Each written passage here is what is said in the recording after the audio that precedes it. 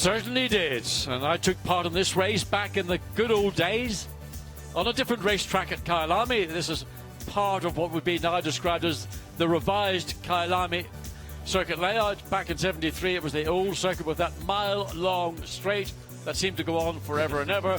But it's great to be back at a KYALAMI 9-hour event. It's a classic in the world of motorsport. We've got a lot to look for here, not only 9 hours of racing, but also this final round of the Intercontinental GT Challenge. Maxi Buch is the championship leader, Raffaele Marciello 3 points back, but they share a car. So Raffaele, winner last week in Macau of the FIA GT World Cup, can't overhaul Maxi. The man that could, or men that could, Fred Vervisch for Audi, and another Mercedes driver, Maxi Goetz. So there's a lot to look for in the championship. You've got to say, 28 cars in the entry. We lost a couple with 1 or 2 combinations merging from 2 cars into one very strong one in the last few days. But even so, 28 cars is a very high quality entry that we have. It's an exceptional entry, and I think if you look at every brand, the lineup within those brands is stellar. Yeah. But also what's going to be very interesting, it's a 16-corner racetrack. It's only 4.5 kilometers in length. It's a very busy racetrack. There's not a lot of time for a driver to sit back and, for example, on the original KYALAMI, you could sit back, have a chicken sandwich going down the straight. Still have plenty of time before you got down to Crowthorne. Now a really busy racetrack, nowhere to relax. It'll be a tough 9 hours. This is how we look for the championship coming into the last round. Maxi Buch leads by these 3 points from co-driver, teammate Raffaele Marciello. So Fred Vervisch and Maxi Goetz in real terms are the drivers that could take the crown, although outside bets, Dennis Olsen, Dirk Werner and Matt Campbell, with then Mauro Engel 6th in the championship. Now Mauro had an off in the second of the what I call paid test sessions, which was a real surprise to many because Mauro Engel doesn't often throw the car off, but the Grouper M machine looked a bit dog-eared. It's a shame, and it happened down at a corner, which is not really a corner I thought would have been a problem for these competitors this weekend. It's down at turn 7, which is of course one of the famous corners here at KYALAMI, one of the corners that is still in its original configuration, and its name is Clubhouse. Some people reckon it started at 6 and finished at 7, that incident, but either way it did enough damage. That's Valentin Pierberg, another of the Mercedes drivers in the SPS Automotive Performance car. Valentin Pierberg moving up really from VLN, in which he's done many a mile over the last few seasons, but he's also been a double Pro-Am champion in IGTO, the International GT Open Series as well. He's raced in GT3 in the Le Mans Cup, so an experienced driver. So at the end of the pit lane, ready to go, ready to get out and maximise the track time is the Team 75 Bernhardt team Porsche, the Romain Dumas, Sven Müller and Dirk Werner Porsche. But before we go green, let's check in with our man in the pits, getting ready for a long night, getting ready for a long race come Saturday. Bruce Jones is in the pits for us. Certainly am. Thank you very much, David. Came down to see the championship leading car, and as you can see behind me, the garage door is down. You were mentioning the accident that ended at turn 7 at Clubhouse. This car isn't one that's going to be going out soon. They're working on the right rear corner at the moment, and it might squeak out to check the headlights work. This is a 90-minute session, but it's not going to be out anytime soon, I'm afraid. The 999 Maxi Buch, the championship leader, his car stuck in the garage.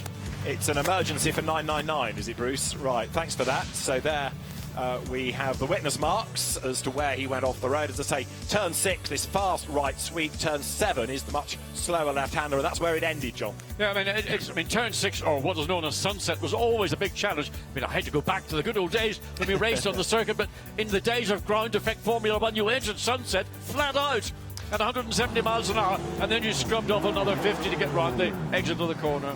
These are the good new days. It's a different configuration of KYALAMI, and we're in business. But before we go any further, that white line on the racetrack, anybody who transgresses before the white line ends will be up in front of the stewards for a major penalty, let alone a fine. Race directors saying, treat that white line like a barrier. You don't try and drive through a barrier, don't go across the white line. So everybody pours out on track, gives us a chance to have a look at the layout of KYALAMI and also spot some headlights.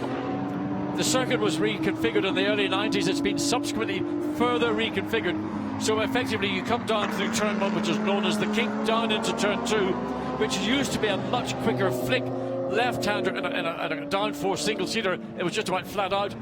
That's been extended down to a much tighter left-hand corner, now been rechristened Crowthorne. Then you go up through a flick to the right. That's Yuxke sweep, and then up to a tight left-hander at Barbecue. So those three names, Crowthorne, Yuxke, Barbecue, all historic names from the original Kyalami circuit layout.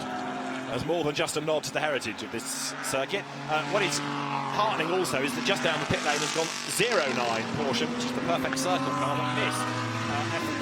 F2, the second test session, because that car had a ABS and gearbox related problem. It's an ABS issue that caused a spin. While it was spinning, it then had dramas with the gearbox, so that car has now gone out onto the circuit, having had no laps really for the bulk of the day. No, and one would assume that it's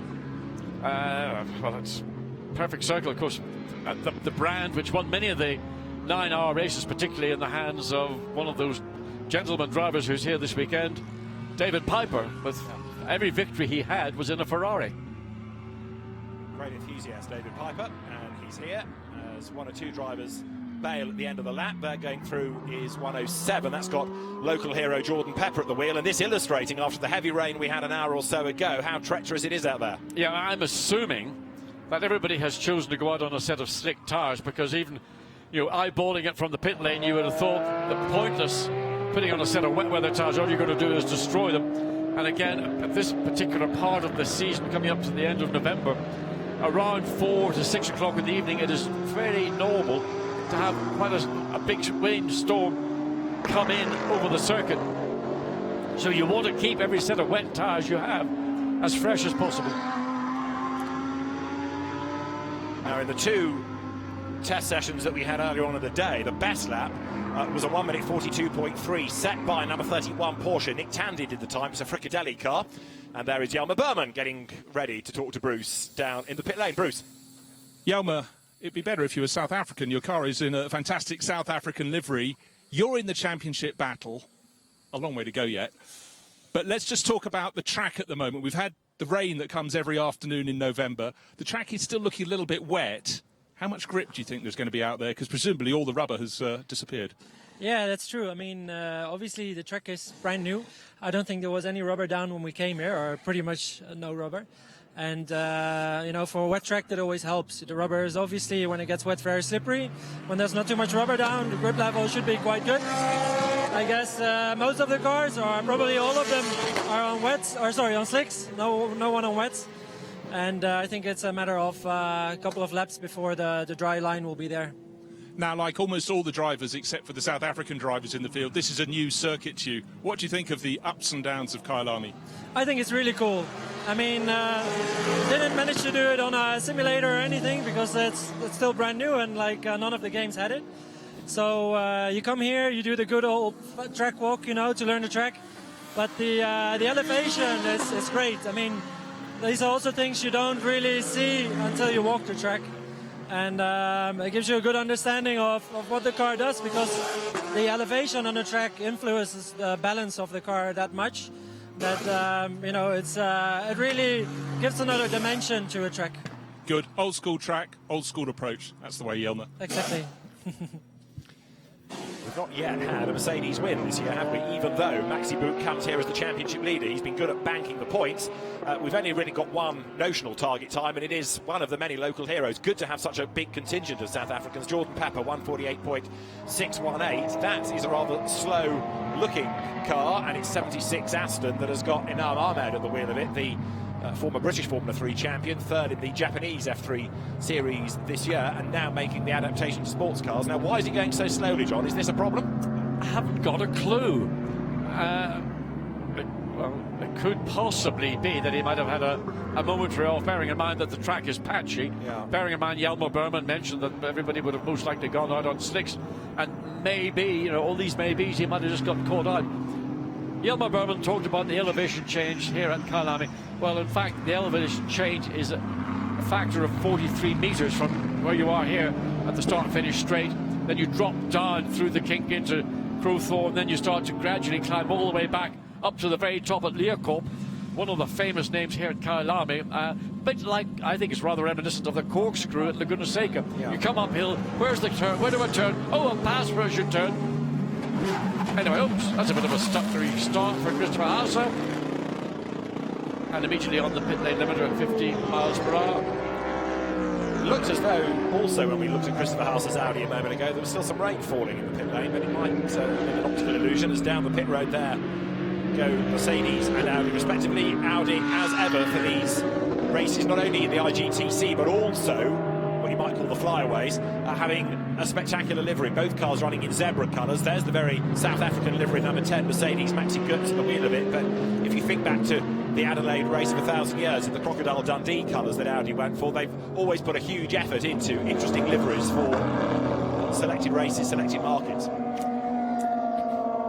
Now then, as we have 90 minutes of this session, let's catch up with another of the local stars. David Parral, a regular in Europe. He's back on home soil with Bruce. David Parral, long ago you used to sit here on your sofa and watch GT racing in Europe. You liked it so much, you came up to Europe and you've done, what, 4 seasons now, championship titles in the bag, but you're back home racing at KYALAMI. How does that feel? Pretty surreal, to be honest. I mean, moving to Europe already to try and pursue a GT career was one step, but I never thought we'd actually come here and race. When I found out that KYALAMI was going to be on the calendar for Intercontinental, I pushed my team like crazy that we enter it, and we're here. And to have my family here, my friends here who've seen me race for the first time in person is a really awesome feeling. Now, just to add a bit of spice, November around here normally means a bit of rain. It's just started to spit a little bit in the pit lane. Is this going to make it a little bit tricky because all the cars, yours isn't out yet, but they're on slicks? Not only are we on slicks, but we don't have heaters for these events.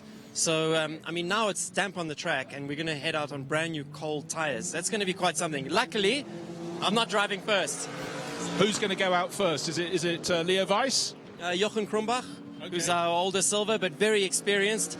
And he's a driver who, for example, knows the Nordschleife backwards, and we all know the weather there is completely unpredictable. So he's probably the best person to send out between the two of them, and I'll drive at the end in the darkest period.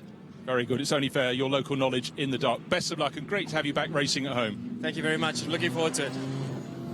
So David Parral, one of a number of the local drivers, and he will get on board this Rinaldi Racing run. Ferrari, Leo Weiss, Jochen Krumbach, the other two drivers. As you look at 107, Jordan Pepper, who is still the fastest in this session. Now, what do we read into that thus far? Only really 20 cars, if that, have ventured out. We've not had times from all of them, but Jordan Pepper is pressing on, John. Yes, he has. He's improved by over 2 seconds on that last lap. Down into the middle, 1 minute 45s, while all around him are struggling to break into their 1:49s. So maybe there's a little bit of local knowledge. I'm not sure how much Jordan Pepper may have raced at KYALAMI or raced in its most recent configuration. Nevertheless, just being a home boy, and there are a number of home boys here this weekend, but he's the one that's been racing the Bentley all through the season, both in Blancpain and in the Intercontinental Challenge. And Maxi Goetz could go even quicker than he does on this lap because he has done an absolute best as Maxi in the first sector.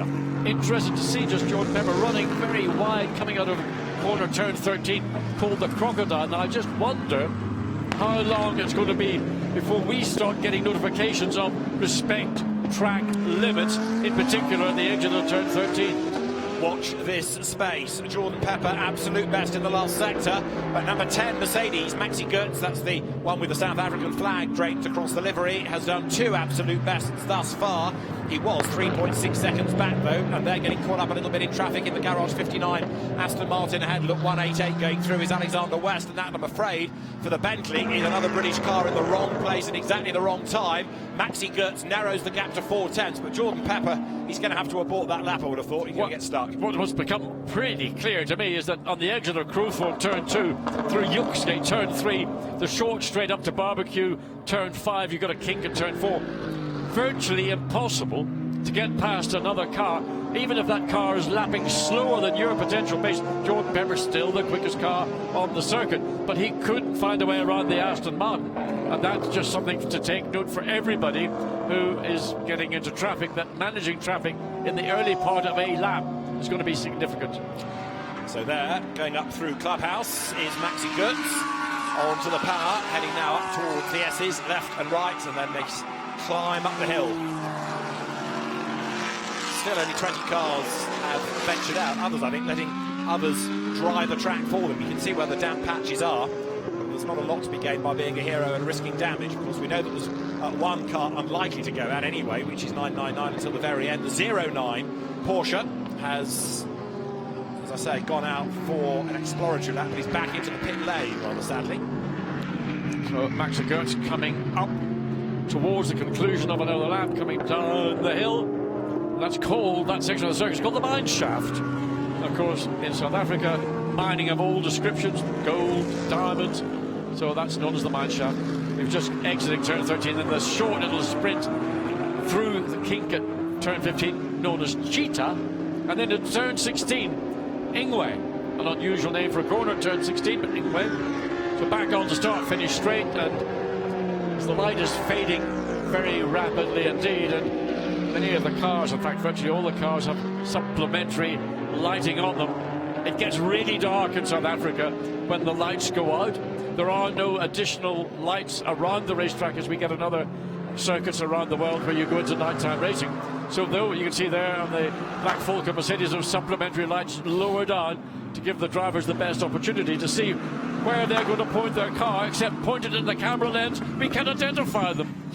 And there is the number 6 Mercedes, good to go back into the session, which is the car that Hubert Haupt shares with Sergio Afanasiev and Patrick Assenheimer, and it's the new Lamborghini Super Trofeo Europe champion, the Russian driver Afanasiev behind the wheel. Won that with Danny Krus earlier on in the last few weeks, and that car has only done one exploratory lap before coming back into the pit lane. So Jordan Pepper on his way, fastest through sectors 1 and 2, fastest by going purple, not just personal with the green.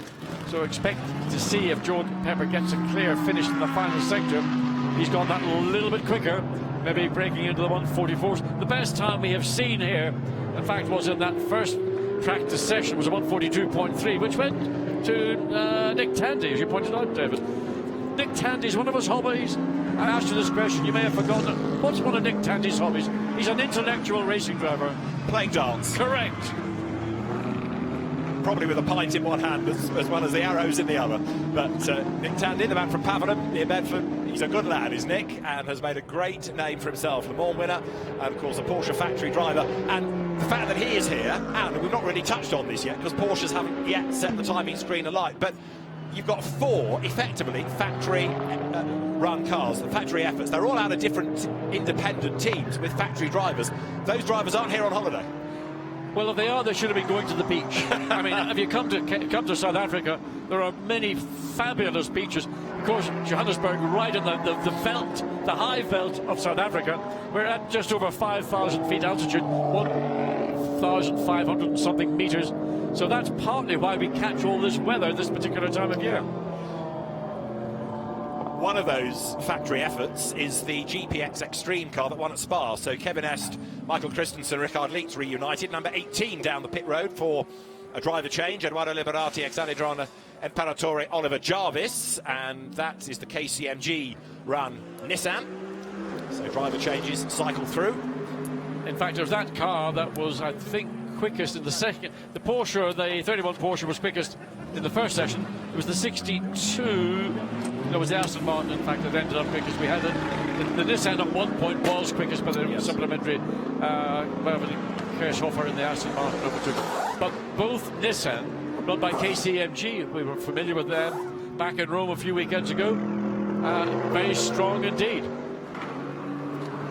So drivers in the pit bunker look on, and we have, as I say, 90 minutes of this, so the first 15 minutes almost up, and you were looking at the team of this car, number 40, Valentin Pierberg, is still at the wheel of the SPS Automotive Mercedes. Tim Muller and Miguel Ramos, very experienced driver Miguel Ramos, sharing that car. Tim Muller is another graduate of Lamborghini Super Trofeo 24-hour series, but we've seen him in the Spa 24 hours in seasons past. The Mercedes at the moment is 20th, having not actually yet done a lap time. It's had a series of installation laps, but now putting together a flyer. Yeah, I mean, there's only 16 cars that have actually recorded a lap, and the 16th car, Scribetti in the Lamborghini, I think it is, 2 minutes and 8 seconds, and that's some 24 seconds away from the best time. But obviously, installation laps, just getting accustomed to mixed track conditions. Jordan Pepper currently in first sector gone purple. We've just seen Stephen Kane pop up to third, Dane Cameron and the Honda. Honda could be the sleeper of this race. Go along with that. A lot of people are saying that's a car that might be flying under the radar, even at 5,500 feet above sea level. So the sun sets, but the car from the land of the rising sun could well be in the ascendancy. We've had Maxi Goetz, intriguingly, do an absolute best middle sector and then abort the lap. Number 10 Mercedes into the pit lane. There is 09, the perfect circle. Porsche, it's an amateur effort, but there's huge enthusiasm for this. And David Piper is here to cheer them on. They've had a good luck card sent by Richard Atwood, and it was watching those two drivers that inspired one of the three drivers of this car, namely Andre de Zuidenhout, to get involved in motorsport, and to have David Piper here in the garage as an ambassador for the team. He's making him very, very proud indeed. This is the car that had dramas in the first session, and it looks like they are nursing a drama. It seems to slide a bit, this car, doesn't it? It's somewhat deceptive. I mean, it certainly doesn't look like it's glued to the racetrack, as we've seen from the other brands, including the other Porsches, the 911 GT3Rs that are the current. I mean, just watching the car coming through the S's, you have to say it looks to be moving around quite a lot. There doesn't appear to be a massive amount of grip, front or rear, from the 09 Perfect Circle Porsche, but of course it's been driven somewhat gently and maybe has not generated the tire temperature, which undoubtedly, if you don't generate it, you ain't going to get the grip, and therefore you haven't got the grip, you can't go quickly, and on it goes. So everyone trying to cycle their drivers through here, because you need to get everybody some 9 laps. So keep out of trouble, get the cars through. That car, just incidentally, won the British GT Championship in 2010. It was the David Ashburn car. There it is, and it is at the moment Scribanti in the wheel. Let's rejoin Bruce Jones, however, down in the pit lane. It's very busy in the pit lane. One of the KCMG Nissans just powered away, but unfortunately for Stradale Motorsport and Charles Arangis, who's standing next to me, he's standing next to me. The car's up on stilts. It's being repaired. There was a little tumble earlier, Charles. Yes, look, we had an unfortunate incident in practice 2. So, yeah, one of the Ferraris unfortunately took us out. Lucky that we have a Lamborghini in Italy looking after us all the way from Italy. That they were able to arrange parts for us through the group. Let's just put it like that. So we actually we got a spare shock. We got parts, and yeah, the guys are almost done repairing. So hopefully we can make the end of the session in the dog. Now, obviously, first experience of the sort of international GT scene landing here. What's your experience of these guys coming down to play? It's a fairly high level. It's completely crazy. I mean, us South Africans have no idea the level of professionalism, point number 1. And point number 2, it's just, these boys are quick. Whatever they look like on TV, they are really quick. I really had to pull my socks up today, and I still have a lot of learning to do. So, but you know, we're here to finish. That's kind of all we want to do. Well done to my guys for rallying and getting the car to a point where we can almost go out again. But yeah, that's just a point. We just want to finish, break the ice, and next year we'll be back. But also, as the lone Lamborghini in the race, there's a little bit extra pressure on you because, you know, you're waving the flag very proudly. Well, that's the point. I mean, Lamborghini was so kind to actually send us an engineer. So, you know, we've got factory backing for this race, even though we're just a little privateer team in South Africa. But, you know, these factory teams really do look after you quite well, and I can understand why there's so many Lamborghinis running out there. The support is second to none. So thanks, Lamborghini. Yeah, be nice to your man to Lamborghini. Charles, best of luck. Thank you very much. Thanks, Bruce. There's one other car that's not gone out that I haven't yet accounted for. 25 are on the screen. That Lamborghini is 26. 27 will be the 999 Mercedes. There's one other, therefore, that has not gone out. So if you're up for another stroll up and down the pit lane, Bruce, which in your case only takes about 4 strides anyway, as a tall chap, there's another one lurking somewhere that we haven't yet accounted for, which has not ventured out into this session. So I'll try and work out who it is, but any thoughts on that from the pit lane? Gratefully received. It's not either of the Bentleys, because they are first and fourth, and there is number 6 Mercedes. We know it's not that car because that circulates nicely. 5th quickest, Afanasiev, doing a pretty decent job here. Yeah, he got a bit of a snap oversteer. He came out of Crowthorne. You can see the back of the car just with that very vicious snap oversteer. Managed to gather it all up. Again, indicative of maybe Driver's not getting tyre temperature yet to the levels to make the tyre work in its particular window. The track still has damp patches, but fundamentally now it's a circuit where you should have the confidence to be able to lean on the car and get on with the program. So looking at number 10, Maxi Goetz, who's dropped down from being second pickers down to seventh pickers. It's still Bentley, Honda, now Laurens van Thor in the Porsche number 12. That's up into third quickest. Yeah, number 12 Porsche is the dynamic motorsport car, so we're used to seeing it in Blancpain events this year, but Laurens van Thor, Earl Bamber, Matt Campbell, completely different driver combination in it. All factory drivers, don't forget, wipers on, weather deteriorating, so light fading, rain is a-coming. It is all starting to happen here as we get towards the end of the first third of this session. So it's coming down into back on start-finish straight, so usual problem, quicker cars catching up, particularly coming through the kink down into, oh, this side has the Sunset.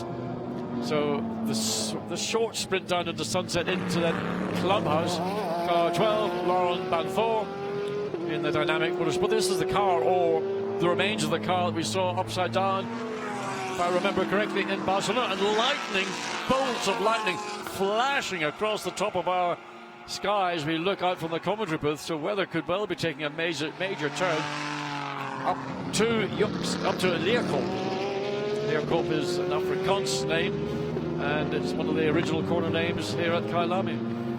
As I say, there's more than just a nod to the heritage of the place. It's a modern circuit, and it's great to have international racing back here, sports car racing, and SRO particularly proud to be able to recreate the 9 hours. Porsche, I've gone quickest. Michael Christensen in number 20, the Spa 24-hour winning car, the GPX racing entry that he shares with Kevin Est and with Richard Leitz, goes to the top by 0.265 of a second. There is number 12 Porsche hustling on. Track limits. Laurens van Thor at the wheel of it. Let's see, well, he was down in the sectors, but that's an absolute best in the final sector, no surprise. I mean, I know that they're going to get pinged for all this, but at the minute it's all part of going through the process of learning the track. Of course, driving the track as the light, and this is the worst kind of light. It's not really dark enough for the headlights to benefit the driver to pick up precisely where he is. Let's look again and see. Michael Christensen comes into the turn 16. Laurens van Thor. Turn 9. Laurens, that is well and truly out of order, and you should know better than that. So he's tried it once. Let's see whether the warning comes. It might be that as it's night practice and a greasy circuit, he's allowed off there, but we'll see. So that car is now fifth because Nick Katzberg has got the Valkenhorst BMW up to third in the times. There are the times on screen for you, just so you know who is where. So Porsche, Bentley, BMW, Honda in the top four, Porsche 5, and then Mercedes 6. I mean, as we heard from that interview last with Bruce down at the Stradale Motorsport Lamborghini, the level of competition in current GT3 racing on a global basis is exceptionally high. The quality of the drivers that are coming in to compete in this championship and other championships around the world, unbelievable talents. It's a bit of a wake-up call when you've been watching it on TV and sitting back and being an armchair quarterback and saying, oh, well, you know, I could have done that. The reality is these cars are having the wheels driven off them. Van Thor's, he's still at it. Okay, twice. The finger wagging's going to get more, isn't it? So over the timing line he comes, goes second. No surprise. Michael Christensen is the fastest still, 1 minute 43.162. There in the pit lane is the 36 BMW, which has got another of the locals, Michael van Rooyen, at the wheel. Now, I did ask the question, is Michael van Rooyen anything to do with a great South African driver, Basil van Rooyen, who raced here in South Africa in their own championships, including the Formula One South African Championship, raced in the 9 hours. Sadly, Basil is no longer with us, but as it turns out, cut a long story short, Michael is not part of the Basil van Rooyen family. Wasn't there a Trevor van Rooyen as well? There was. Trevor van Rooyen. There was. A Trevor van Rooyen came over and raced in Europe very successfully. Yes. In fact, I'm not sure what he's doing now. I thought at one point he was driving a medical car or doing something of that nature. Maybe, I mean... no, you're thinking of Alan van der Merwe. And Alan van der Merwe. Yes. And, of course, another great South African race driver, Cyril van der Merwe. a legend, an outstanding driver and a legend. So 36, Michael van Rooyen, who's a regular saloon car racer and sports car racer over here, he'll go back out shortly. Michael Christensen comes in. Not only is this full of factory drivers, it's got factory engineer Adam Hardy overseeing it all as well, and taking on his old mates at WRT. He used to be an Audi WRT engineer, did Adam, well, they're at the other end of the pit lane. Vincent Voss, Pierre Dieudonné here, as Thierry Tassin is overseeing the Dream Race DTM Super GT effort in Japan this weekend. It might be late November, but it's still busy in the motorsport calendar. Well, there's other events on there. We see the 09, the Perfect Circle Porsche, really creeping around the racetrack. That would indicate that there is an issue still with that car. It hasn't looked as if it's a part of the racetrack. Or maybe everybody's going slow. I don't think it's a full course yellow. I think No, the it's Mercedes not. just got caught up behind, isn't it? Maybe. And thought, why are you going so slowly? Interesting, Michael Christensen, who's just driven into the pits on the lap. He came into the pits. He had a purple in that first sector, so he was picking up time even on the point he decided to come in, as the sun, the glorious golden sun of setting over the back of KYALAMI. It is certainly a very spectacular place, and it's also beautifully manicured, this circuit, isn't it? You drive in and you think it was finished yesterday. It's absolutely mint. It is a circuit that is the equal of the best anywhere in the world. The preparation, and I mean, just the building that we're in, this massive building which houses the pits beneath us, is exceptional. Now, what about Bentley this weekend? They've done a bit of a driver shuffle, and Stephen Kane has switched from his regular car to 108, and he's with Bruce. Stephen, we're standing here. I'm sweating. You're sweating. It's very sticky down here. Still spitting slightly in the pit lane, but it was only, day-night conditions. But you've got to get them ready for the race. Yeah, it's it's great that we're here in South Africa, KYALAMI. It's the circuit's I think it's blown everyone away how modern it is and modernised, and all the facilities here, and the track and the amount of gradients and undulations it has. It's fantastic. Obviously this is night practice. It seems to be that since we've been here, we always get to about maybe 3-4 o'clock, and then the rain starts to come, and then maybe it stays the rest of the afternoon. It's stopped actually this afternoon, and we're out there. There's a few streams, few wet patches, and really trying to find out where they are and seeing what the car's like on slicks in the wet. Now, it's very easy for me to say this, but from looking over the edge of the circuit, it looks so it's relatively grippy, even though when you went out, the track was still, dark with rain. Yeah, it seems to be sort of it's a funny surface. It's quite a high grip. We're not getting much degradation with the tyres, and it's going to make for good racing, obviously. But yeah, it's quite easy to heat the tyres up, and hopefully it'll make it a safer race. Now, we've had practice. This is night practice. We'll go to qualifying and then the race. Setting a flying lap is one thing, but what's it going to be like with a pack of nearly 30 cars going around the circuit? It seems quite narrow in places. Yeah, it seems narrow, but it's actually quite a wide track.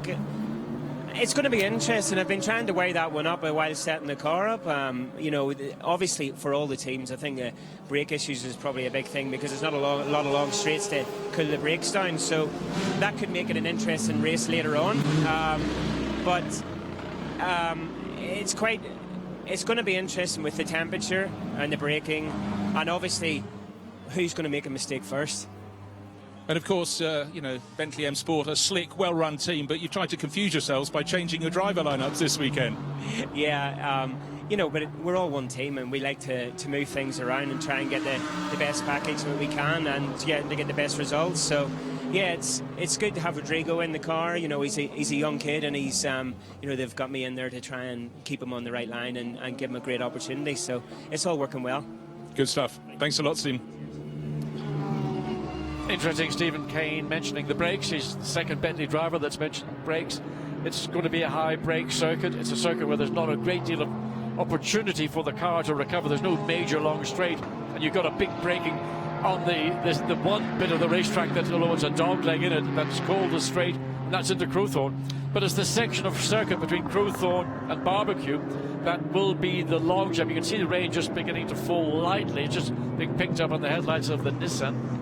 So, as we know, look, well, there it actually is not falling lightly at all. It's coming down quite heavily. So those on slick tyres will be aware. They'll see it on the windscreen. They will know exactly. So whether they want to continue on, and the Aston Martin, or the 62 Aston Martin has decided to continue. May not be wet all over the racetrack, but it looked wet from the very top up at Leerkop all the way down through the mine shaft, down through Crocodile 2, into Cheetah, and into the pit lane. So we're now into the second of the 3 thirds. We've got to this middle third, 30 minutes done, and Michael Christensen, Nick Katzberg, Nick Tandy now the order. So Nick Tandy has just gone third in the Fricadelli Porsche. Fricadelli, a team that we're more familiar with seeing in VLN or in the Nürburgring 24 Hours, but having earned its stripes, as it were, is given factory drivers and given the task of coming into this IGTC KYALAMI 9 Hours this weekend. Jordan Peppers-Bentley 4th, Lawrence Vantoor 5th, and then the first of the Van der Lindes, Kelvin van der Linde 6th, ahead of Hubert Hout, Marco Bononomi in the Honda, Dylan Pereira for Lechner, and Andy Soucek in the 108 Bentley, currently 10th fastest. You're looking at Hugo de Sadelier, who is 14th in the R Motorsport Aston Martin, number 62. So de Sadelier accelerating up the hill. But Kelvin van der Linde's blown them all away. He's gone quickest. On the 142.9. He's not. Sheldon van der Linde has gone quickest in the BMW, yeah. Wow. So that's his first proper flying lap because he was late into the session. That was the extra car we hadn't got on the timing screen. He's done an outlap and boom, to the top by a 1/5 of a second. Sheldon van der Linde says, I'm here everybody, I'm back from the DTM, I'm back on home soil and I'm top. And I think he might have done it on a fresh set of rubber. In fairness, you don't just come out and go pop quickest lap having done only 3 laps. So that's indicative. I mean, probably if you look through the field, and I mean, every major brand that's represented in GT racing is here this weekend, but the nature of this circuit, probably I wouldn't have thought it would have been a BMW circuit. We know other circuits have been Spa 24, we know great BMW circuit there, the Valkenhaus BMW, glowing discs, that's going to be a feature throughout this race for most of the teams. Red hot discs. And again wide, almost with a wheel on the dirt there as he accelerates towards us. We've still got 3 cars that haven't done times, and 2 of them, intriguingly, are the KCMG Nissans, and the other is the Christopher Haase Nissan that has done 10 laps, 10 in and out of the pits, but not a lap time. I mean, our man Bruce in the pit lane may well be on top of that story, but sitting here in the commentary booth, we can only, I suppose, guess at the reasons why, but it's very unusual to see a competitive car like Christopher Haase and Christopher Bies. And I think it's Marcus Wickelhock, isn't it? It's Marcus, I think so. In out. Is that 10 or not? That maybe it was 8. In out. That's 10. But no time. So trouble at Mill there for the Land Run car. One of the Audis 25, which is the Kelvin van der Linde, Fred Vervies, Dries Vantoor entry is WRT, and the other is from Wolfgang Lamb's squad. Christopher Haase, Mies and Marcus Winkelhock share that. So 42 BMW then tops the times. Now, this is the Schnitzer car. Sheldon van der Linde, Martin Tomczyk, Augusto Farfus. Quality. Winning car. There's no, I mean, out of the pro-run cars here, you can see the BM just sparking as it dives in the inside into Clubhouse. I mean, clearly, Sheldon van der Linde knows his way around this racetrack. The Mercedes caught between that and the number 12 Porsche, getting the headlight treatment, almost lasering the back of the Mercedes to get out of my way. Fastest sector, Sheldon van der Linde yet again. So the Schnitzer team regrouping after the very sad death of Charlie Lamb almost 12 months ago, and Sheldon at the wheel of this quality car.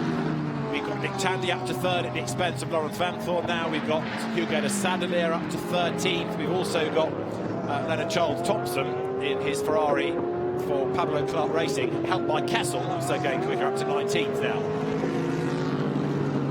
So yes, still intrigued by the Christopher Haase situation. Sheldon van der Linde looking like a real gun here, isn't he? I have to say, not so much Sheldon van der Linde, but I hadn't anticipated this being a circuit that might have worked so productively for BMW. We didn't really see something like this coming in those 2 practice sessions. I think in the second session, BMs were down in the middle of the field. In fact, Sheldon van der Linde was 16th in the second session and 13th in the first session. So all of a sudden, bosh, here we are, and one would assume that was on a fresh set of rubber, because you don't suddenly find a couple of seconds just by just giving it a nice chamois off and topping up the oil. Now there's 25, which is the WRT car. Has Christopher Haase just done a time? He has. He's gone 8th. So finally there's a lap time on the board. 25 is significant because this is the one that Fred Vervish is part of the driving strength of, and he, having won at Suzuka with Kelvin van der Linde and Dries van Thor, could take the title at the end of the weekend. I don't know whether the engineer's trying to adjust the front ride height or a front roll bar, but there's not a lot of room in there to make an adjustment. So whatever he's doing, space is limited, and it's just a small adjustment just to give the front end of this Audi a little bit more bite. Or maybe it's got too much bite and take some of it away. But clearly it's work around the front suspension. In the meantime, the BMW still running on a lap, but it's not showing purples in those sector times that it did in previous laps. So the front bodywork drops down, or tries to drop down. It's not quite seating. These carbon fibre panels, of course, they're not the traditional panels that you get when you go down to your Audi dealer and buy yourself an R8 there. What a magnificent view. Fabulous, That's isn't it? See why night racing is so popular, and it's another challenge for the drivers. They're going through is number 36 BMW from the Valkenhorst squad, Henry Valkenhorst himself, along with Gennaro Bonafede and Michael van Rooyen. Now, I was getting concerned about other dramas in the pits a little while ago. Bruce, true to form, is on the case. What news, Bruce?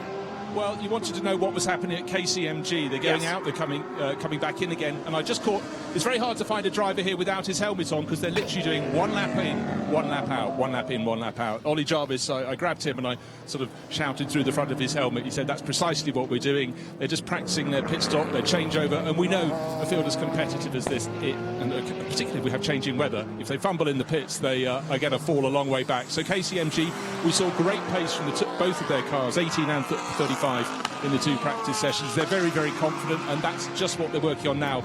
Simply, I guess, also because it's changeable conditions out there. Bruce, thanks. The other one we were a little bit intrigued about was Christopher Haase, who'd done 10 laps without a tie, but he's now up to 2nd fastest, so he's getting on with the job now, and any dramas he had seems to have been put behind him. Yeah, that's pretty impressive. Christopher Haase just goes out and nails it. So he's within just under 0.2 of a second of the time set by Kelvin van der Linde and the number 42 BMW. Light really almost gone. So difficult in these conditions to see where additional lap time is going to come. Still, what, half a second away from the times we saw set in those earlier practice sessions. And in fairness, because this is only free practice anyway, it's not going to affect the grid, there is little reason now to chase times.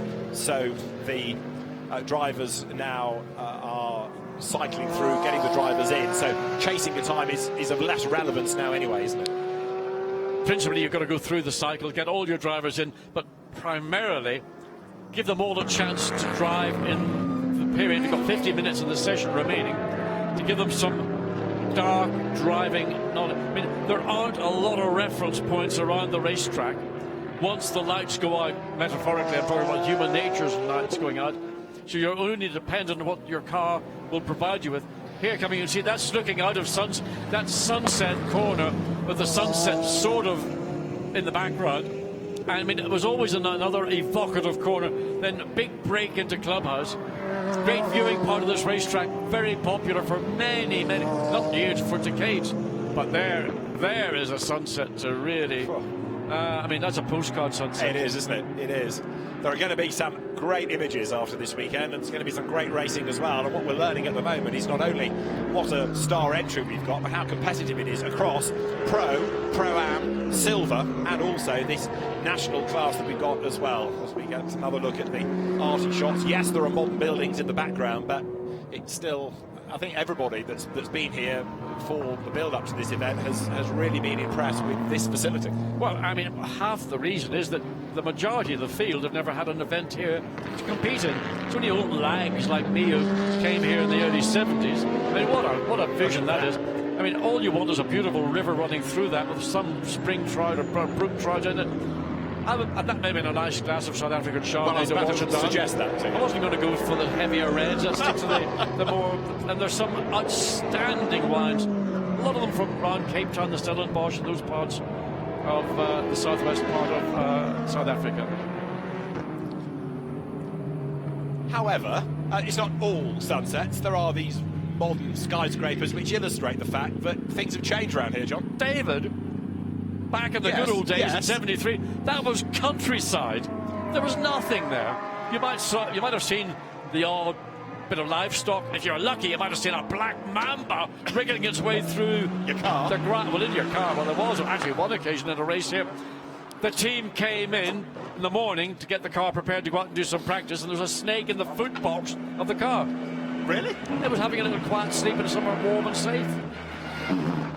Found a mouse in the boot of my Alpha Spider the other day. It was quite as scary as a snake. I sympathise. Hasn't got very good taste, has it? Oh, really? You reckon? He was there with his Marlboro Light and his Ray-Bans on. He was having a rare old time. He was a super cool little Topolino he was. Right, back to the plot. We have got 48 minutes to go. Martin Tomczyk is the fastest in number 42. He's not done the time, but he's taken over that car from Sheldon van der Linde. 26 times, or 26 cars rather, have been out. We know about 999, and we know about the number 13 Lamborghini not venturing out either. This is going to be a really, really busy pit lane. Just getting a view of it from the camera, which is really down at the bottom end of the pit lane, looking up towards the top of the pits. You can imagine what it's going to be like when, well, let's say we have the first hour where everything goes swimmingly, no full course shadows, no safety car intervention. So everybody's going to be coming in roughly around about the 58 to 63 minutes, maximum 65 minutes per stint, unless there's been an intervention where you can do 70. This pit lane is going to be very busy indeed. Jules Gounon, the tall gentleman in the Bentley overalls, walking back towards the Bentley garage. So keep an eye on activity. It'll be a fumble in the pit lane that could ultimately, and again, rain falling. Yeah, absolutely. So that again, he's going to throw lap times out of the window. Forget chasing times now. Get the drivers qualified. Get them their 3 laps in the dark. Park it, get the barbecue on. Save the car for tomorrow, because you've got the pre-qualifying and the 3-part qualifying ready for Super Pole. Busy day. The only, I suppose, good news is the race itself starts at 1 p.m. on Saturday afternoon, runs through till 10 p.m. in the evening. So we're now local time 6:45. Get to 7 o'clock, it's going to be dark all around the circuit. There's still a residue of light. It'll be dark at 7 o'clock because the light goes from light to dark pretty quickly in these sort of semi-equatorial climates that we're in. So you're going to have 3 hours of dark racing, and it is, believe me, dark out there.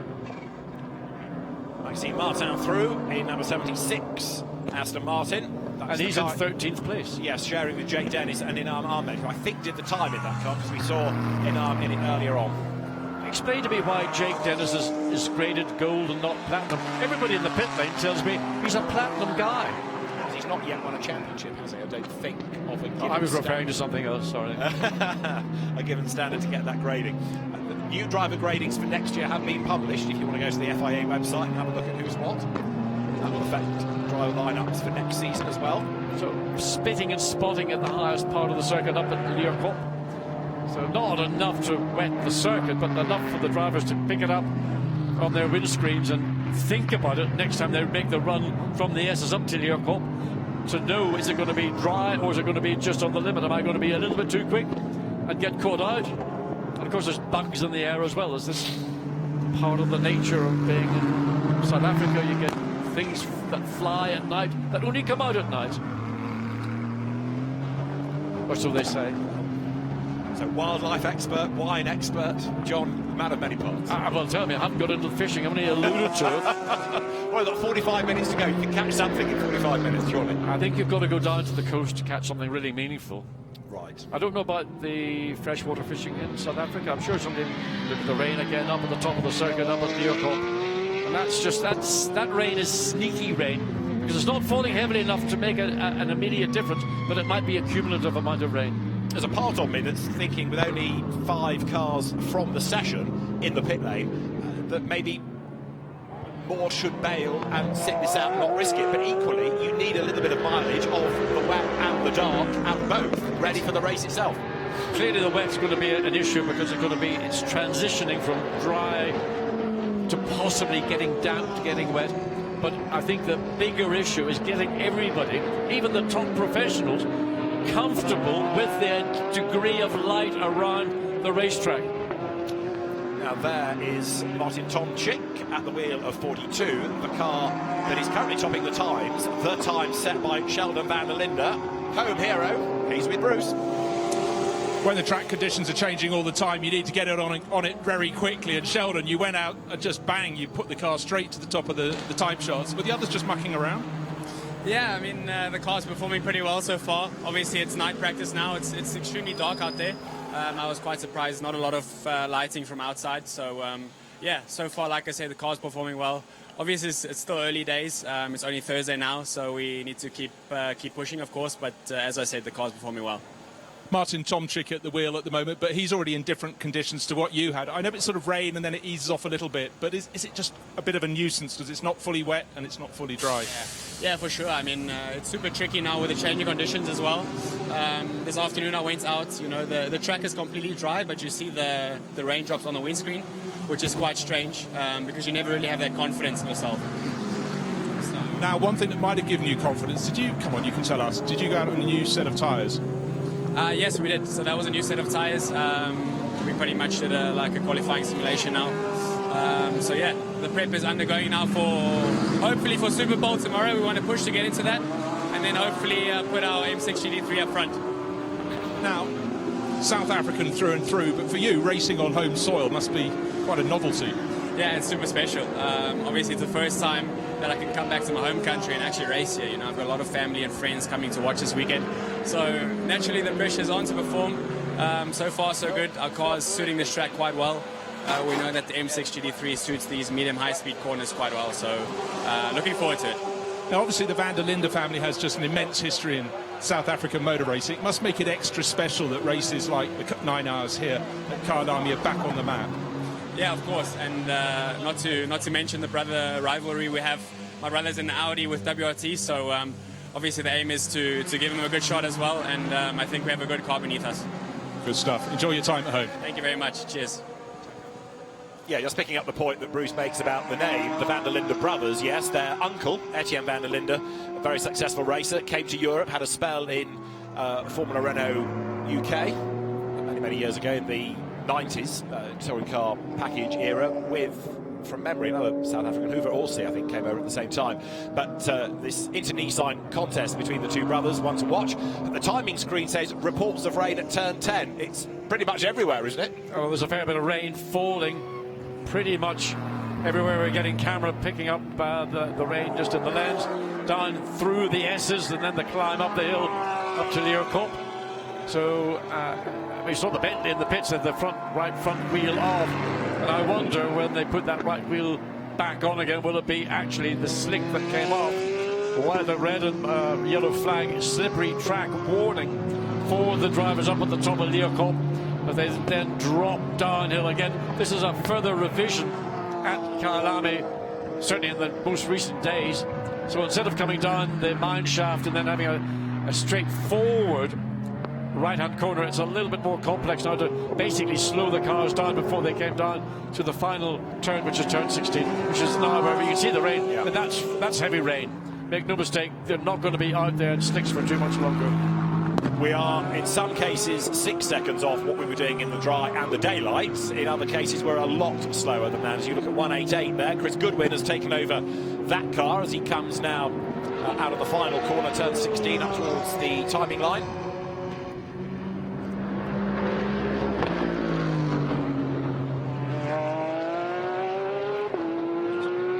Whose headlights are those? 188 down at Crowthorne. That is Garage 59, and that is still Chris Goodwin as he's on a mega pit stop. That is rain. That is something on slick tyres.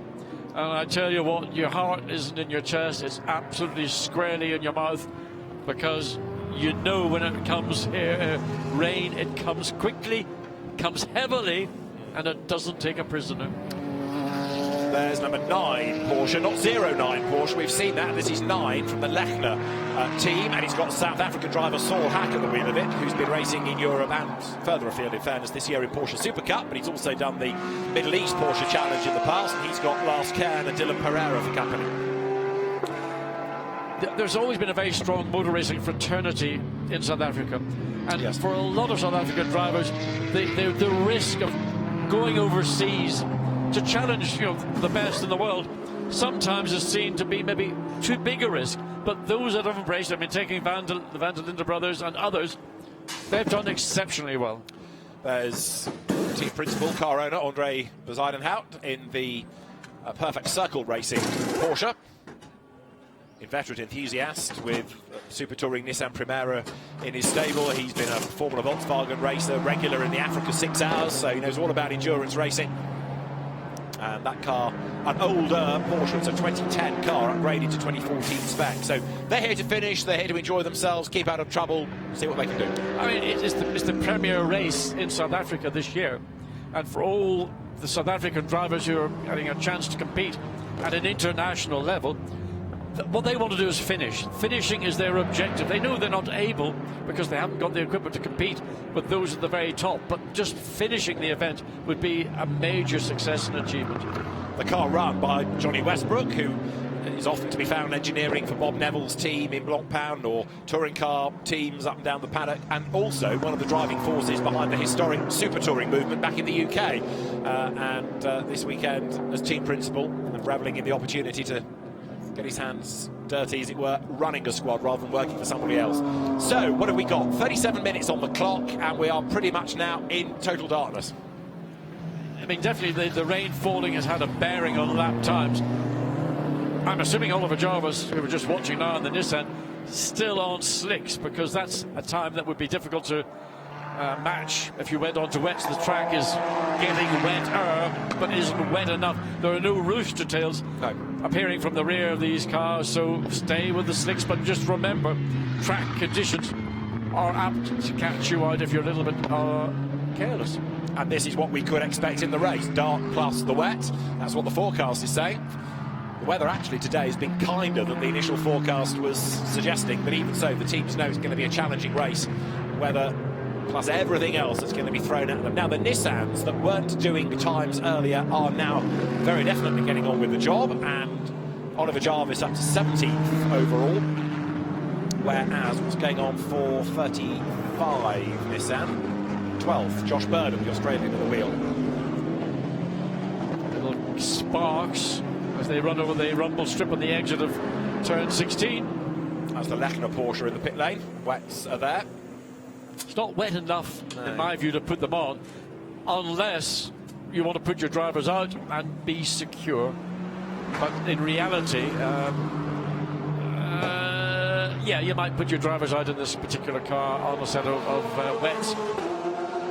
Give it another 10 minutes, and it might be then the right time to do it. Probably right now it's marginal. So Saul Hack is the man that brought the car in, and Lars Kern, part of the Porsche development squad, and Luxembourg's Dylan Pereira, who's been racing Porsches for a long, long time, but has come of age in the last couple of seasons. He is the third driver of that car.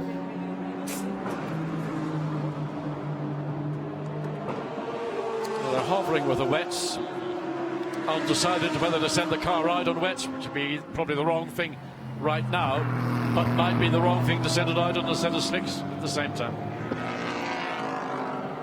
Christopher Mies has taken over the 29 Audi from Christopher Hasse, so they've got 35 minutes to cycle through all three drivers. So Christopher Mies appears to have gone into that number 29 Audi relatively recently, so probably trying to do 30 minutes for each driver. I think one that's going to lose out might be Marcus Winkelhock. He'll get the short straw, but then Marcus responds and performs and delivers, as he's always done. Indeed so.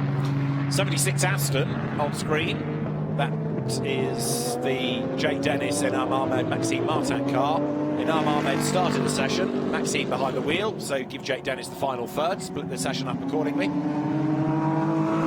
What I'm a little bit puzzled about, Bruce, is 911 Dirk Werner, because he's only 25th fastest. That car, which you'd anticipate, the Van Hart team car of Romain Dumas, Sven Muller and Dirk Werner, you'd expect that to be much further up the order, and it's seemingly struggling 25th and 26th, and also only 24th is the Stracker Mercedes 44, Tristan Vautier, sharing that with Gary Paffett and Lewis Williamson. Now, I know it's only free practice. I know it doesn't count for the grid, but when you see star cars a long way down the order, you do start to get a bit worried. Well, I mean, the 911 car, there's no way under normal circumstances, Roman Dumas, Derek Werner, Sven Muller, the car's done 15 laps. Its best lap was done on lap 1. So what have they been doing for the remaining 14 laps? Other than, well, they might be cycling their drivers through, but you'd like to think they might be putting a time in somewhere in those 14 laps. Again, another little story that might be slowly evolving, unwrapping in the pit lane as we get a quick glimpse of the Pablo Clark racing Ferrari 458, naturally aspirated V8. Now, one of the other interesting concepts of KYALAMI is because it's at 5,500 feet or 1,500 meters approximately, naturally aspirated cars lose more than turbocharged cars. So going back to the balance of performance, it'll be interesting to see how that balance of performance is equaled out to ensure there's no disadvantage to the naturally aspirated cars that are running, such as the Audis, the Lamborghini, the Porsche, and whatever else. So the BOP, which is always a talking point, will be so again as the weekend continues. It's another of the fascinations of GT racing. You get different engine sizes, different shapes and size of car. Now you throw in the altitude as well, which we don't normally have to consider. Well, when you get off the aircraft and you're rushing to get through passport, immigration, and then the hire car before everybody else, you do notice it. Do you? I do. I tell you what, my heart rate moved up a couple of beats. That's because you were excited to be here. There's Marcus Winkelhock. Yep. Christopher Haase nearest to us. Like the Rolex 24 tattoo on the mechanic's arm, if you're into tattoos, that is. Now, though, we have Martin Tomczyk still at the helm of the BMW that is topping the times. Bentley drivers have a chat about life. Matthew Wilson in the middle there. And let us also catch up with further news from the pits. Bruce, what have you discovered next? Well, you're setting me targets at opposite ends of the pit lane. I do try. I was trying to get a word with Marcus Winkelhock. He'd been out in the number 29 Audi, came in, but he flagged me away, said 5 minutes. And in Marcus' world, that is unusual because he'll normally come straight to the camera. But what they've been doing, they've just wheeled the car back into the garage. It actually was on, Christopher Mies went out after Marcus, went out on wet weather tyres, came back in. They have slicks proffered, but they're now working on it away. And at the back, Christopher Haase is talking quite earnestly with Marcus Winkelhock. So they're really trying to play the game. It suddenly wasn't a cool, calm, relaxed garage, Audi Sport Team Land. But you look at that driver lineup. You've been talking about them. And they're working away on the rear of the car at the moment. I don't know if it's been an off or is it just tightening it up. I could do that. I could help them with a screwdriver, you know. This is the end of my limit.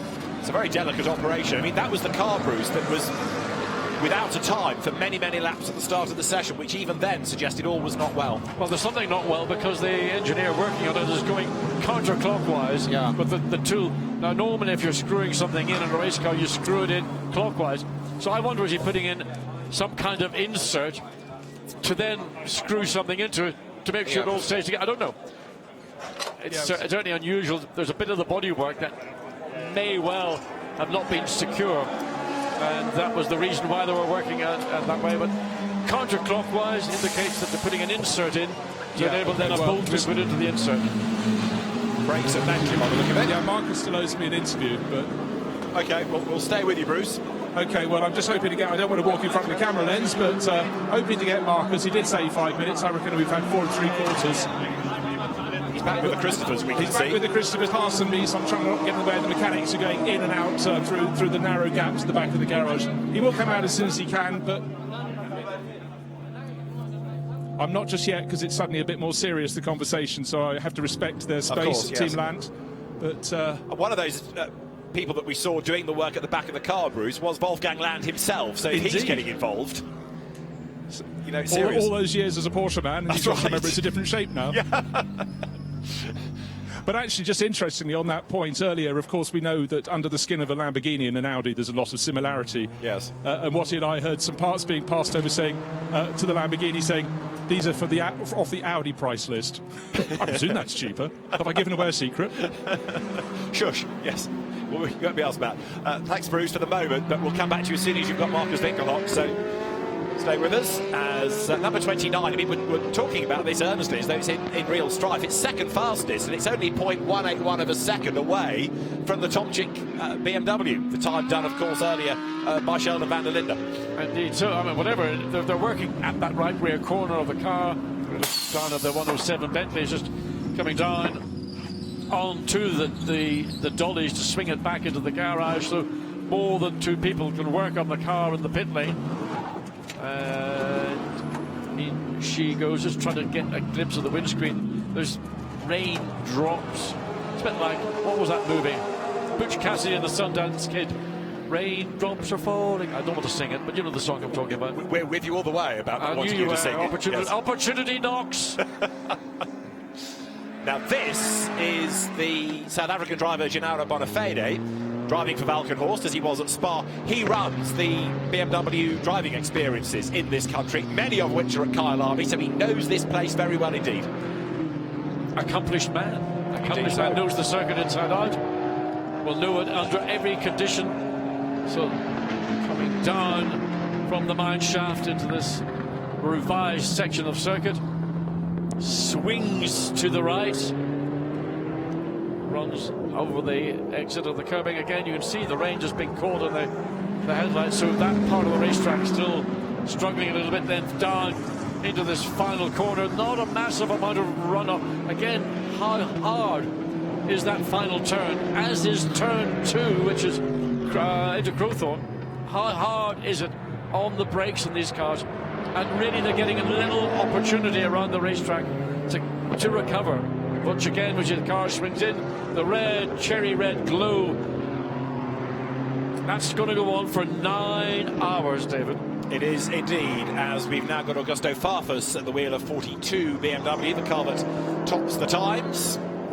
27 minutes of this session still to run. And still, again, I know Bruce is busy in Audi land, but there's no further news about 999, which tells you how big an impact that was, because that was an incident, what, 4 hours ago now?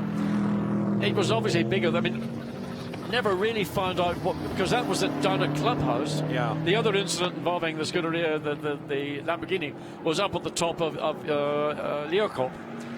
So we never really found out quite what it was, but sufficient. If there's structural damage, which it sounds like there could well be, they may have to do major repairs to get that car into a condition.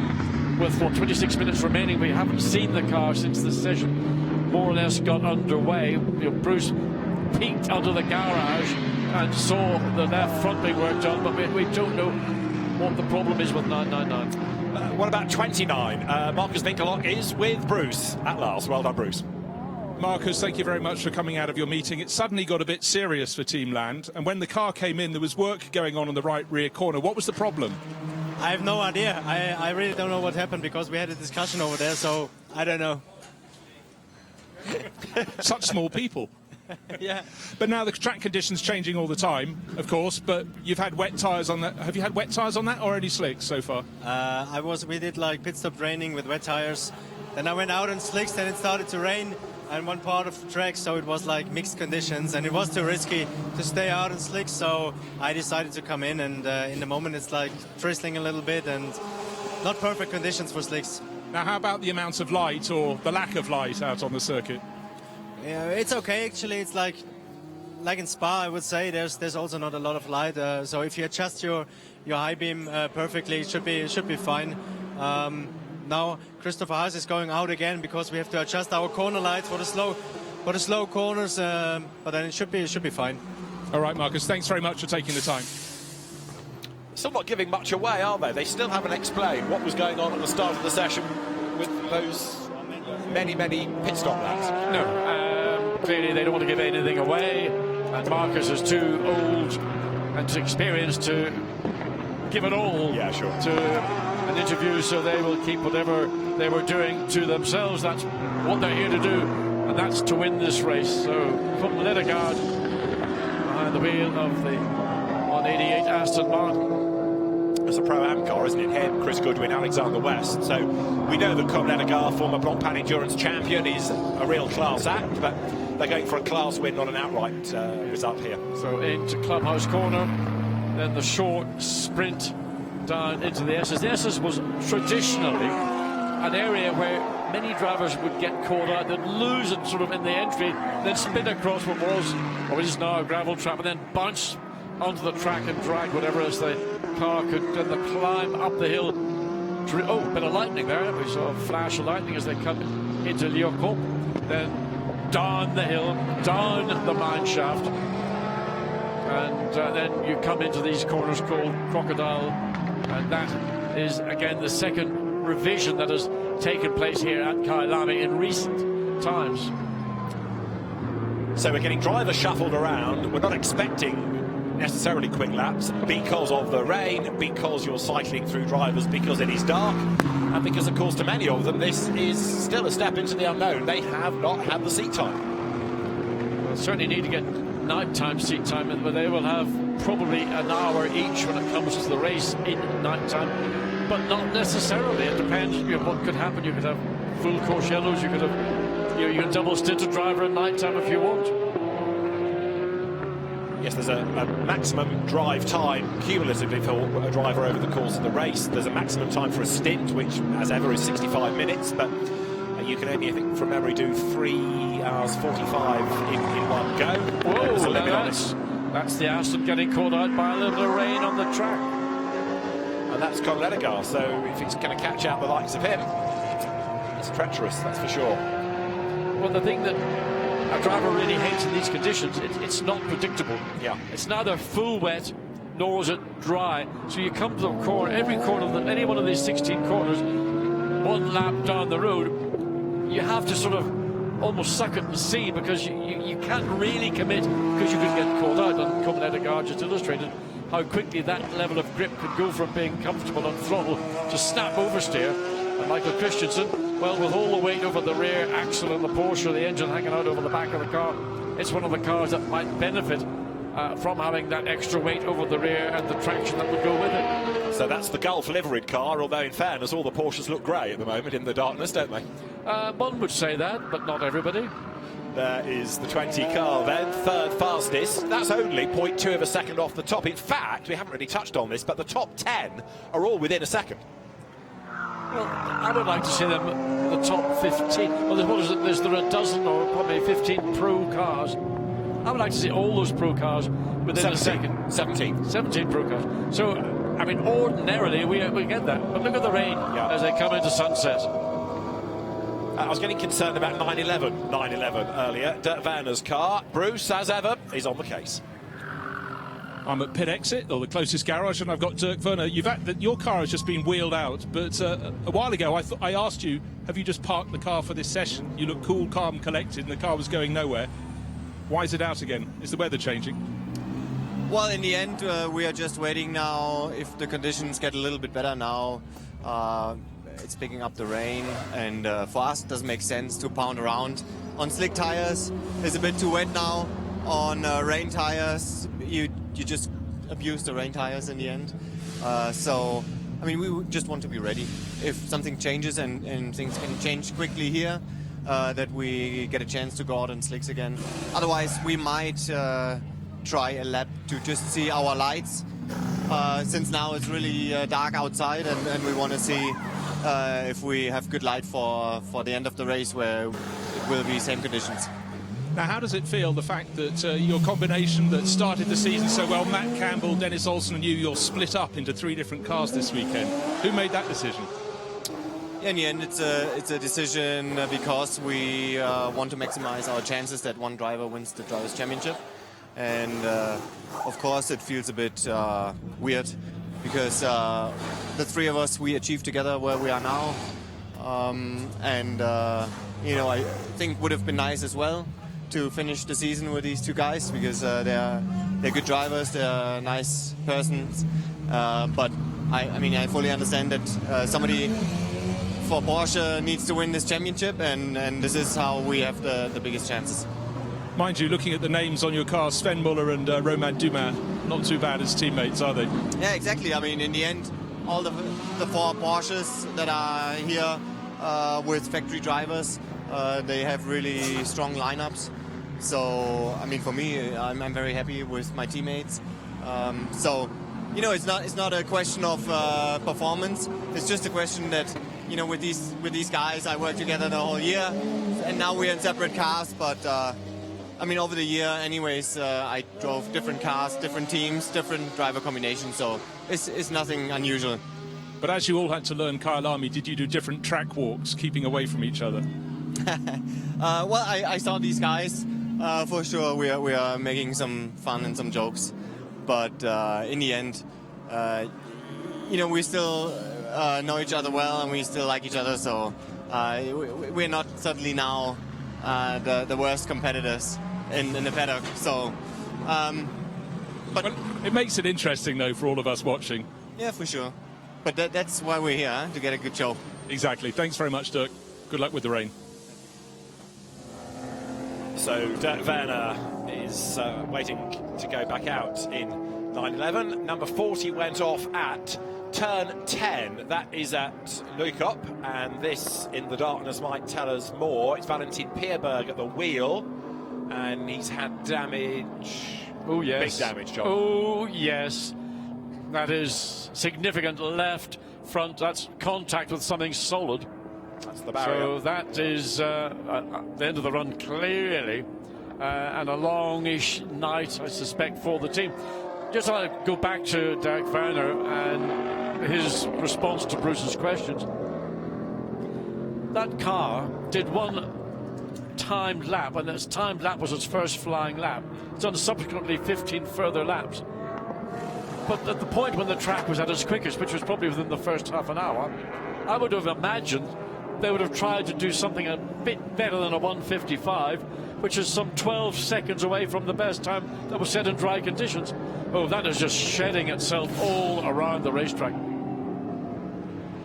That's on the not good scale, isn't it? Valentin Pierberg's car. Yeah, again, a bit like Marcus Winkelhock wasn't giving the real story away. I don't think Dirk Werner was either. Anyway, they sent Sven Müller back out in 911. Just getting a note at turn 10, indeed, is up at Leocop. And, I mean, I don't know where he would have gone off. He must have literally, it's the right front, no, it's the left front. So I don't know where he would have hit the left front unless he spun. Spun and then hit it. Then hit it, yeah. That's all I can think. Well, it's what's going to befall the AM drivers. That is a pure AM class car. As you look at the Fricadelli Porsche 31 that Mathieu Jaminet has brought into the pit lane. A real ace, Mathieu Jaminet, one of the younger drivers that's come through the Porsche Super Cup, and the French Carrera Cup champion, wasn't he, as well? Yeah. So a lot of these kids, I was reading the Porsche put out a great book about the Porsche driver motorsport lineup. They're all into sim racing. Yeah. Or darts. What generation of racing drivers? I mean, sim racing? It's the future. We're not. We're dinosaurs. But was it Bentley that were telling us earlier on that lots of their motorsport fans aren't road car fans that then go to sims or esports? They come from the game and then discover the race program. Listen, Nissan operated a most successful program, and it's still, I think, in operation. So the way that a number of drivers have made it into motorsport was by being a winner in sim competitions. That's right. Jan Mardenborough, Lucas Ordóñez, the list goes on. So more driver changes will cycle through. We're down at Audi Sport at the moment. The rain is still falling. The lightning is still flashing. Christopher Nice or look at the rear view. It's Marcus. So a bit tall for Christopher Nice. Come on, the radio is not disconnected. So they need to practice their pit stops. That would not be a satisfactory pit stop if you were in a battle for the lead. But don't forget their timed pit stops. Indeed. But you know, okay, the driver change should take less time than the wheels and tires, but just that radio connection should not have been stretched and sort of. You're right. That's what I'm saying. Just the choreography could have been better. And these aren't exactly inexperienced drivers, are they? Absolutely not. I mean, they're full-on Audi Central casting, fully paid professional drivers. Christopher Haase, who has won more IGTC races than anybody else, 4 victories in that, and that car's going to go back out again in a moment. So Marcus is in, and just waiting to get the signal. We've got 14 minutes of this 1.5-hour session to go. I'm assuming he's going out on slicks, can't guarantee it. So still the BMW that set the time, Sheldon van der Linde set the time, is now Farfus behind the wheel. Still Winkelhock in the 29, who's back behind the wheel of the 29 Audi.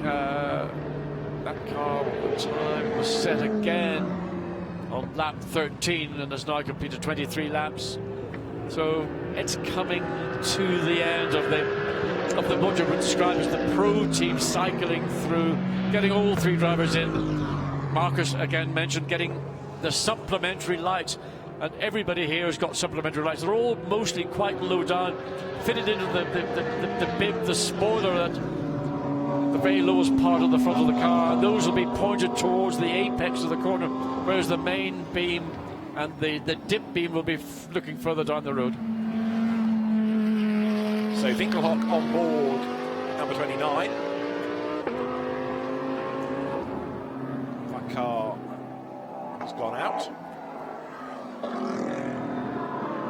Swings through the S's, climbs up the hill.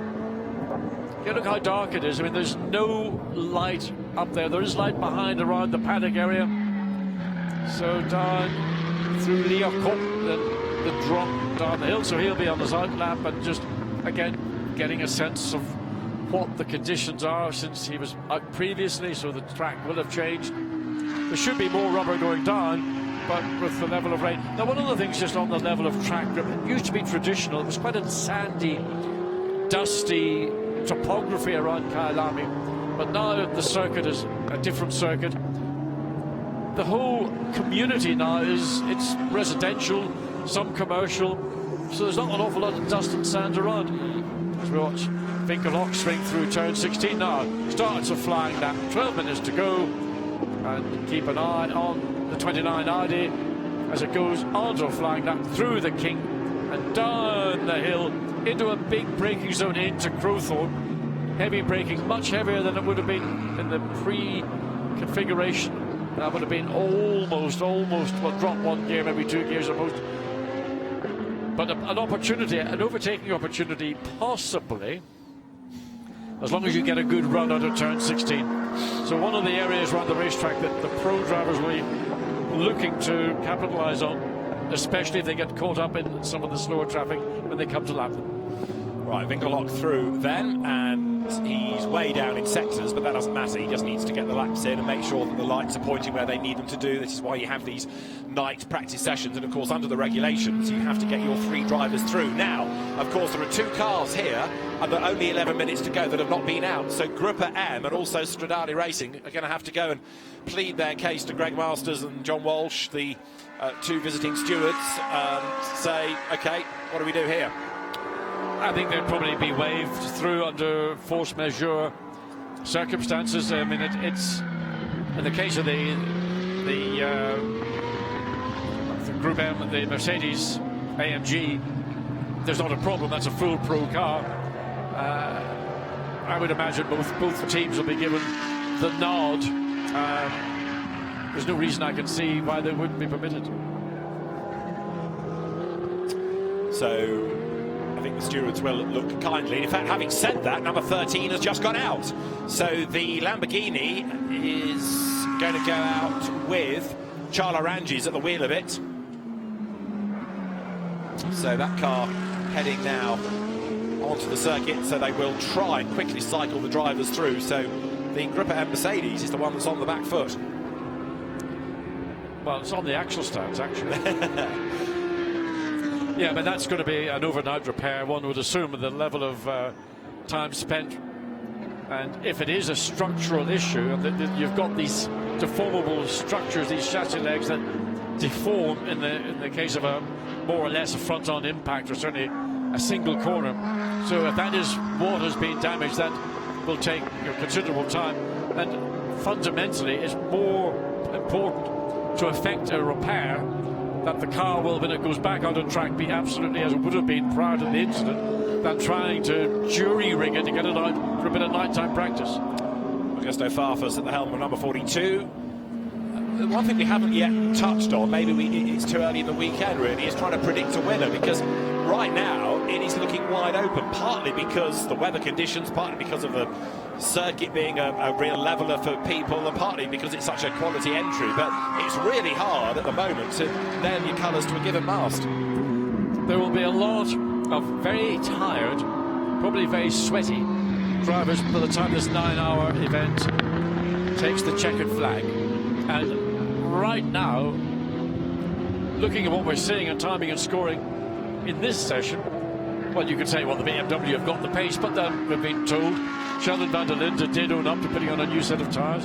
I suspect that the 29 Audi, the car Marcus Winkelhock is behind the wheel of right now, probably had a new set of tyres on as well. Yeah. How many would have followed? I imagine most of the top pro teams, because they want to find out when they go into qualifying and look at that rain, and that is heavy, because you can see now on the runoff of the racetrack that is properly wet, getting very close to what would be a wet weather tyre setup. But yet, people are still pressing on. Augusto Farfus goes through. That last lap was a 55, the best was a 42.9, so gives you an idea of how the conditions are worsening, how the light is fading, but still looks spectacular as you see the cars turning there out of Crowthorne, up through the Utsco sweep, and then on to the approach to Barbecue Bend. So this is heavy rain. Yeah, I mean, you can see. But part of the purpose for these pro drivers to stay out is they need to assess the drop-off of lap time against what they would lose by making a pit stop to fit a set of wet weather tyres, because when the rain stops, the track will dry quite quickly. And you can see here the rain fall is nowhere near as heavy as it is further on. This is coming through Sunset, coming down into Clubhouse. So the rainfall here, still you can see it on the lens, but not quite as heavy as it might be at the top of the circuit up at Neocon. So teams have to make those calls. They don't want to chase the weather, they want to be on top of the weather. Yeah, exactly. More and more people are calling it a session, though, sitting in the pit lane. Here you've got an example of a team that needs to be out there. So Charles Arangis, who is Stradale Motorsport, he's the man that's probably imported most of the entry for the South African Endurance Championship into the country. He's at the helm of this car that he shares with Craig Jarvis and Dowie Jalbert. Coming out of the top of the circuit, that brings you out of turn 11. And as the drivers head towards the mine shaft, plunging down the hill, let's go back to the pit lane and catch up with number 40. Bruce, still braving the elements for us. He can shed light on that, what happened to Valentin Pierberg. Mine shaft was the corner, turn 12, coming down the slope, and they're not sure the extent of the damage. Front left corner damage, as you picked up, David and Watty. They're not sure the extent of the bottom arm, how much damage that's done as it was punted in, but I gather, more lightning flashes in the sky over opposite the pit lane. It was also a problem. A lot of the teams are still learning where their lights should point, and unfortunately for Valentin Pierberg, the driver coming down the hill at the time, he said it didn't quite pick up the wet patches, and he was on slicks, and it wasn't long ago, and I can tell you the pit lane is much, much wetter now, so I have a certain degree of sympathy. New track, in the dark, variable amounts of water, and across the teams actually very little damage so far, but his is the most damaged car of those that started the session. But the very next garage is the one that still has the garage door down. The car that the championship leader Maxi Buch will be driving this weekend.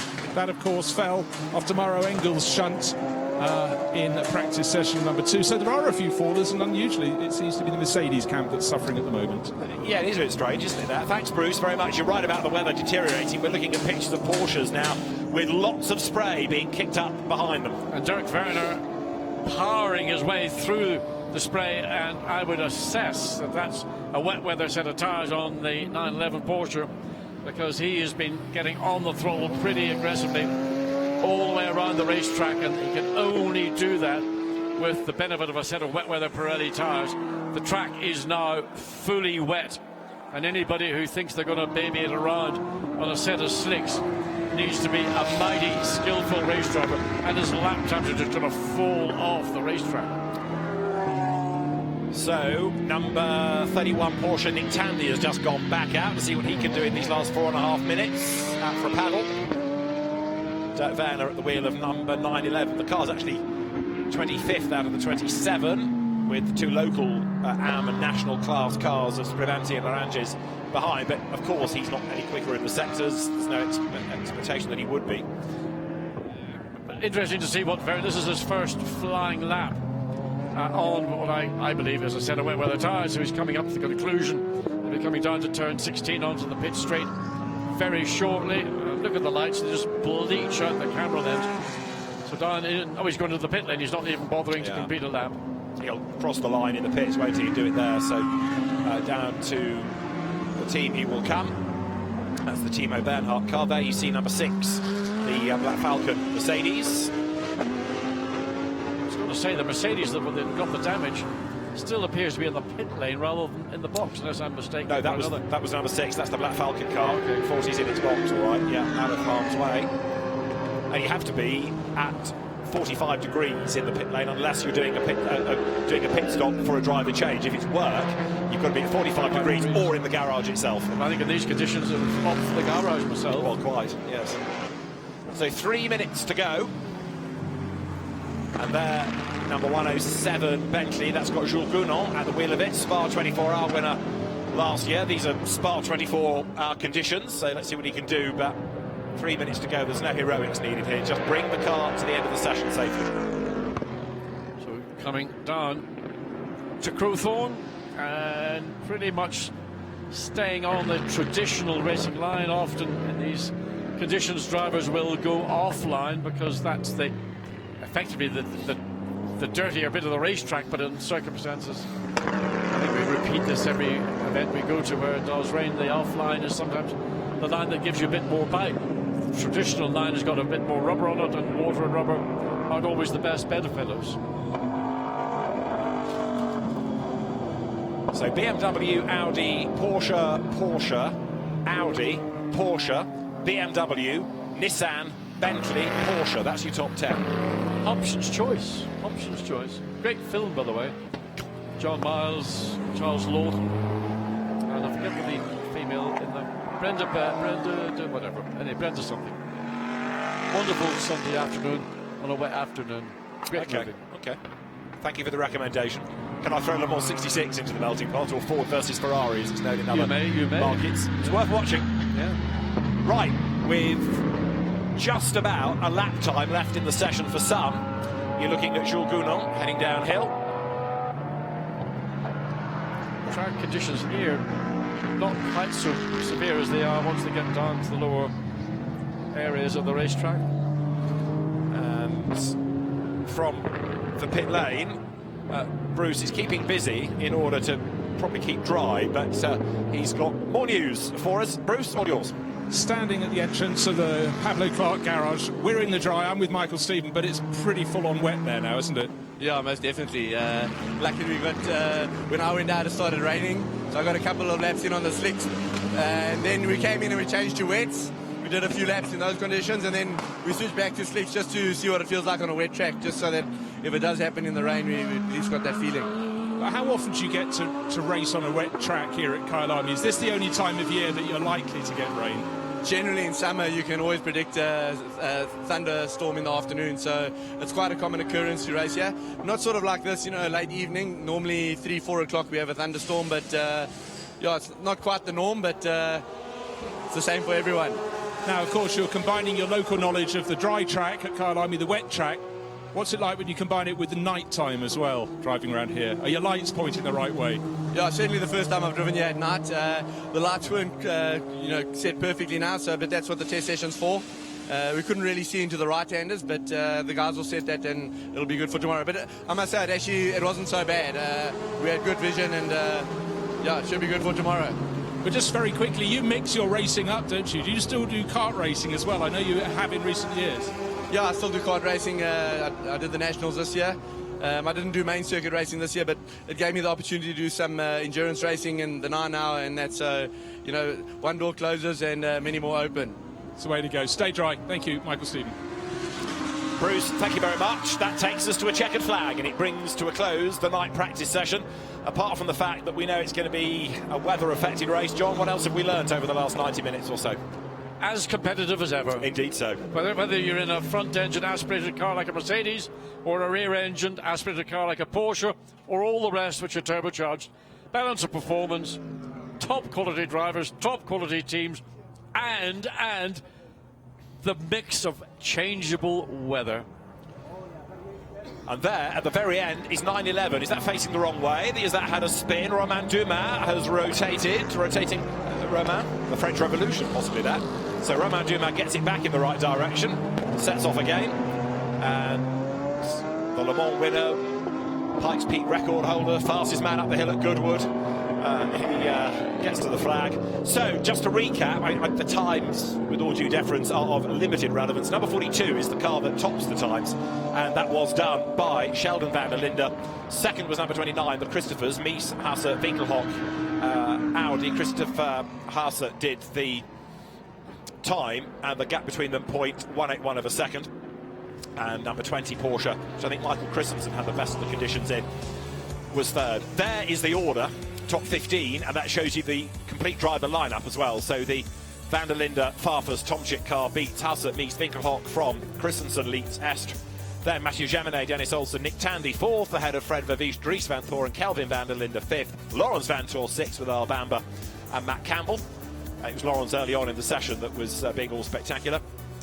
Seventh, the Mikael Jensen, Nick Katzberg, Christian Cronjes BMW. Katsumasu João Paulo de Oliveira and Josh Burden in the Nissan 8th, ahead of the Bentley of Jules Gounon, Maxime Soulet, Jordan Pepper will be 9th, and then 10th, local hero Saul Hack, Lars Kern, and the Luxembourg man Dylan Pereira. That is to round out the top 10. But BMW claims honours tonight here for the KYALAMI 9 hours.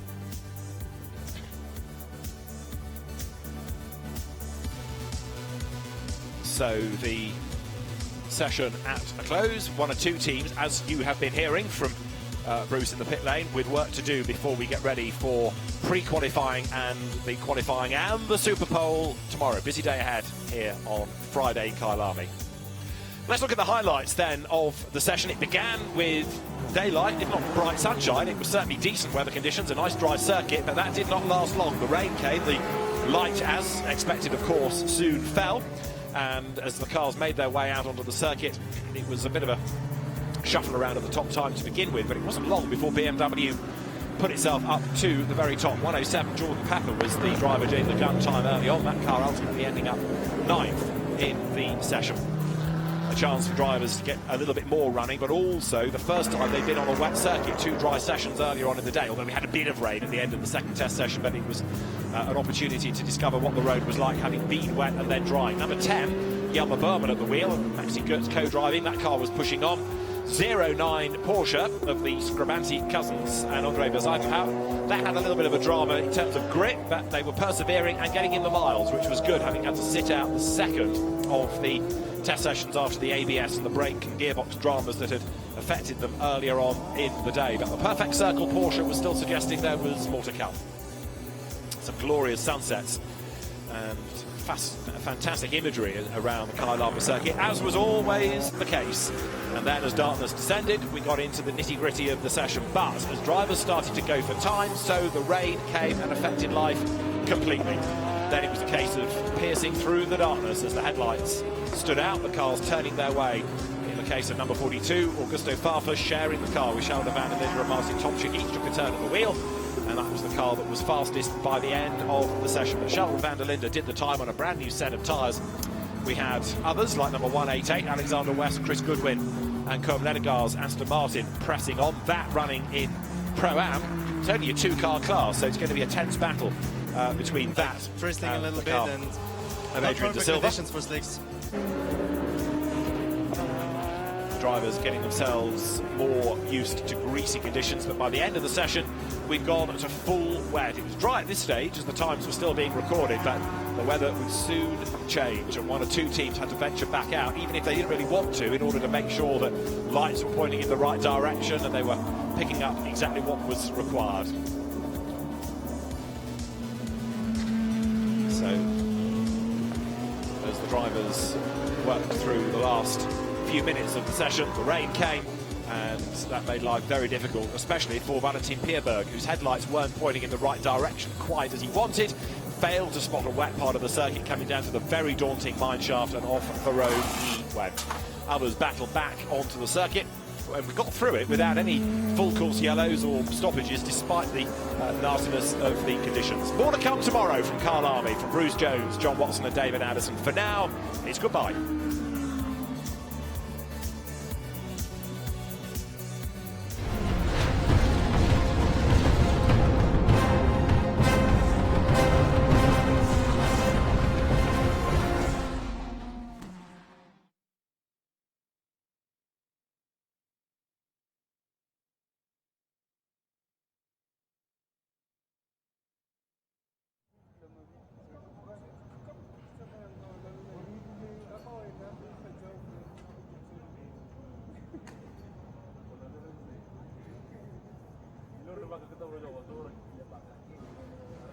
Kaya po, malala ako, hindi magpuhay.